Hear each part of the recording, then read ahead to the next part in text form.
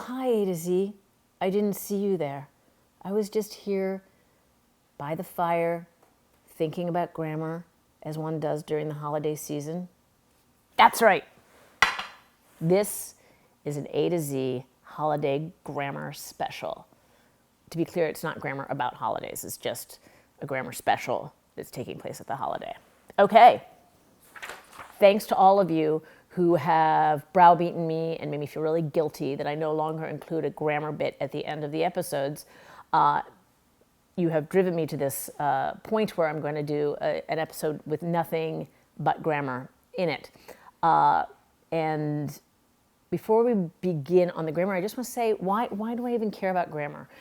And it is because I really feel strongly that you can't be a great lawyer without being a great writer. You can be a very good lawyer without being a great writer, but I really feel like the essence of law is communication and persuasion. And to communicate and to persuade, you need to do that clearly, and that requires having a command of the language that includes a command of grammar. Arguably, it is also very important to be a great oral advocate, but there are actually lots of areas of the law where that is not required, and I just really don't think there's any major area of the law where writing isn't central. So, hence the emphasis on grammar. And I was thinking about this the other day because I got an email from an alum who I adore who was looking for a little help with a very thorny problem he had. He's a public interest lawyer, and it's sort of like related to a case that he had, but it was not his usual area of law. So he was asking me, is there anybody at the law school who might be able to weigh in on this? And I knew of an emeritus professor, and I said, I'll tell you what, I will reach out to him, send me an email that I can forward along. And then he did just this beautiful email. It was this incredibly complex issue. And in one paragraph, one kind of brief paragraph, he manages to make it very clear what the problem is. And he did it, succinctly, but comprehensively. And it just made me very happy to send this email along to the professor and ask for help. And if it had been more of a mess of an email, I might have been less pushy, let's say, with the professor to say, please help this guy. But as it was, it was a joy to ask for help. And that's just central. So even, I think when we think about writing in the law, we think about writing motions and briefs and very long documents. But honestly, a lot of communication in the law is by email or by letter. And that's a skill in and of itself. And so, I don't know, blah, blah, blah. I could go on all day about why this is important, but trust me, it's important. And that's why I'm a little obsessed with grammar and language. So shall we dive in?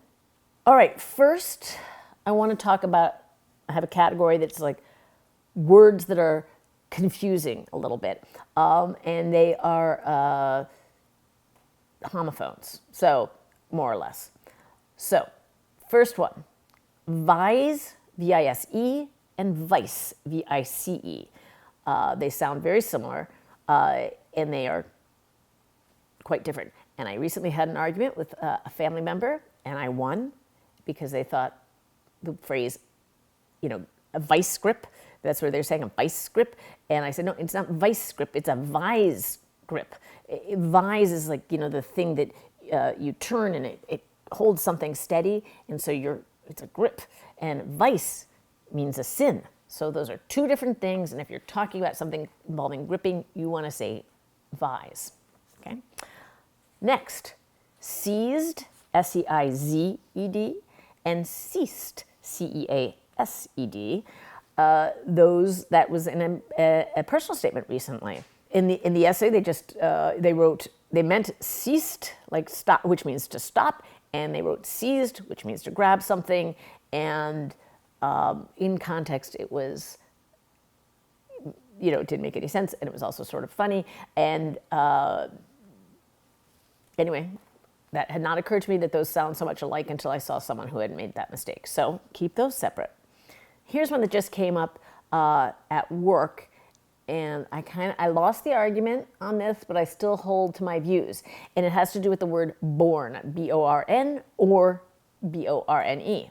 In my opinion, B-O-R-N means just giving birth, like literally giving birth, like someone was born. And B-O-R-N-E is when it's all the other meanings of born, which are, sort of a metaphorical giving of birth or carrying something, like we were borne along by the wind, that has an E. We use the word born in one of our publications, which if you're admitted, you'll get sometime in February, I think. And I said, oh, look, it should have an E. And the other writer said, nope, and gave me all this evidence and argument in support of her point. And I have to agree, like, the stuff she sent me says what it says, but I still think it doesn't hurt to add the E, and I definitely think it's not wrong. So, okay. It's just an opinion. All right. Next category is words that kind of get confused because they do sound alike, but they're not actual homophones. So first one I want to say is doleful and baleful. And I was perhaps embarrassingly about 45 years old or something before I really realized that these were two different words with two different meanings. Doleful means sad, and baleful I thought meant just some other kind of sad, but it means threatening. It's like a whole different thing. So I really kind of worried to think about all the times I read baleful in a book and just totally misunderstood what was happening. But there you are. Now you won't be confused if you're watching this. So doleful, sad, baleful, threatening. Got it. Okay. Next one I really love, comes up all the time. Comprise and compose. The two words are very similar and yet almost opposites. So comprise means to consist of something. So the University of Michigan Law School's entering class comprises many delightful individuals. It carries its own of in there. Compose means constitute. So the University of Michigan Law School class is composed of many delightful individuals. So you wouldn't say, so it does not carry its own of. So if you use compose, it needs to have of, and comprise does not need of. So don't say comprised of, ever. Okay? Because this is very serious. Don't do that. Okay. This one comes from a colleague who feels very strongly about it and tells me that he believes his wife hates him because of how much he cares about it, because he cannot prevent himself from pointing it out at every juncture. And it is couldn't care less versus could care less. What you mean is you could not care less. You could not care less about my stupid grammar tips. I get it. If you say you could care less, it's like there's an infinite amount of caring less that you could do. So it's sort of like you care a lot about it. So get those straight, because if you get it wrong, you're not making any sense. And if you are talking to this person in my office, they probably won't correct you, but they'll be thinking things. All right, what else? This comes from Mr. Dean Z. This is his pet peeve. Funny plurals is, I guess, the category that I'm going to call it. So media is a plural, right? So the media say yada, yada, yada. Not the media says yada, yada, yada. It's a plural. So that's, most people use it as a singular or a plural sort of interchangeably. And I'll be honest, I do that a lot. But if you want to be, really fancy and really accurate, make sure you know that it is a plural. I feel like people know this now because I feel like it's like in pop culture a bit. So maybe nobody cares about that one. But here's one that I feel like people get wrong a lot. Criterion is a singular, and then criteria is multiple. And people just use those sort of willy-nilly, or use criteria as the singular version all the time. So what's a good example of this? The LSAT is but one criterion that we weigh in a holistic admissions process, versus the LSAT and GPA are great criteria in this particular application, but other criteria are not as strong. There you go. See? Same with phenomenon and phenomena. I won't belabor this because it's the same thing as criterion and criteria, but you know, you get that. Next, we have a category of words that probably don't mean what you think they mean, or many people seem to not understand them. So first, penultimate, which means the next to last. People sort of use it as being like ultimate in the sense of not last, but ultimate like the, you know, apex, the highest, the best, and then penultimate is like the ultra best or something, I think is how people often use this. And that's just wrong. It means next to last. That's all it means. Bemused. Here's another one that I got wrong for many years, or I don't know if I even had it wrong. It's just that it has like a certain weight in my brain. So bemused means confused. It does not mean amused in any possible way. But in my brain, when someone says bemused, I'm always thinking that they're sort of like entertainingly confused. And I don't know what that would mean, but sort of be like, huh? I don't know, that's bemused in my brain. Yeah, so just nothing to do with amused. Just try to keep those separate. Okay, and we're close to the end here. Next, I have one pronunciation one that has really been haunting me lately. I don't know how it came up. Someone was mentioning it. And, it's the word D-O-U-R, which means sort of grim, you know, unfriendly. And it is pronounced dour, like rhyming with tour, not dour, rhyming with sour. Although, because so many people have gotten it wrong over the years, now both pronunciations are considered accurate. But dour is what it's really supposed to be. I think dour sounds weird. I don't know why. I don't think tour sounds weird, but dour sounds weird to me.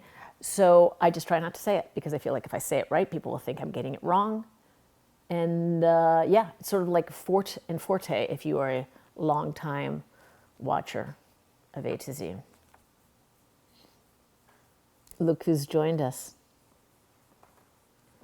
All right, are you going to get in my lap or are you just going to stand there and demand pets? Well, make up your mind. I'm moving on. Okay, last but not least, I'm going to talk about 3 words that I really like. There goes admissions cat. Okay, admissions cat. Don't think I'm not going to remember this one. It's treat time. I used this word in an email the other day where I was asking someone to do something for me. I said, maybe I could inveigle you to doing this. And they said, oh, I love that word. In fact, I love it so much I thought it was a typo and I had to look it up. And now I really love it. And so I thought it would be worth including. And it means persuasion through like flattery, or also through deception is another way, which is not how I was using it. So that's a fun word, right? Inveigle. And I kind of have it filed in my mind next to importune, which means also to persuade, although it's through like harassment. You know, you're like importuning someone by asking them over and over to do something. So inveigle and importune. And then the last word is a special word to me. It's cacography, and it means someone with really bad handwriting. And so, I don't know if you can see, but those are my notes about grammar. I have very bad handwriting. Okay, so if you like grammar, 2 resources that I might recommend to you. One is just Merriam-Webster.com, which has all kinds of fun quizzes and like words of the day definitions and all kinds of resources for expanding your vocabulary. And so that's a lot of fun. Check that out. And then, and this one pains me to tell you because Dustin tells me that this is a set of videos on, oh, by the way, I just should interject to say right now, Leo, admissions cat, has walked over and is sitting on Dustin's lap. Yeah, not my lap. Who feeds him? Dustin's lap. No problem. I don't even care. Who cares? Oh, the other resource, which Dustin tells me is more popular than the A to Z videos. Fine. It's not a contest.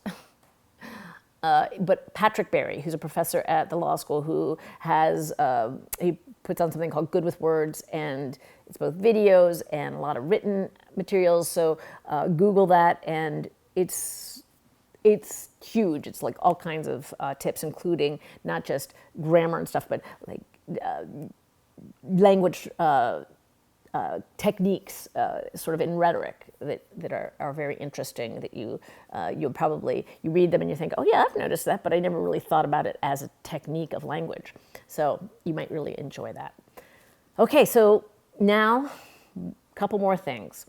This is going to be the last episode for the season, unless there's some kind of, admissions emergency that requires you to weigh in. I doubt there will be, but I'm going to hunker down with the applications for the rest of the admission season.